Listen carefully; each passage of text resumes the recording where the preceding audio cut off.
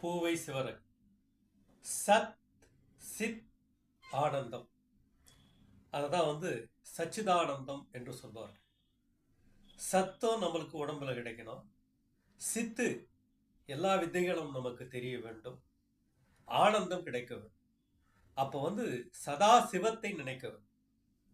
யார் சிவபெருமானை நினைக்கிறார்களோ அவர்களுக்கு சத்துக்கள் கிடைக்கும். யார் சிவபெருமானை நினைக்கிறார்களோ அவர்களுக்கு சித்துக்கள் கிடைக்கும். யார் சிவபெருமானை நினைக்கிறார்களோ அவர்களுக்கு ஆனந்தம் கிடைக்கும்.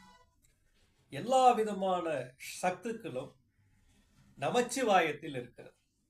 அதை வாழ்க்கையிலே புரிந்து கொள்ள வேண்டும். புரிந்து கொண்டு அவனருளாலே அவன் தாள் வணங்கி என்று சிவபுராணம் சொல்கிறது.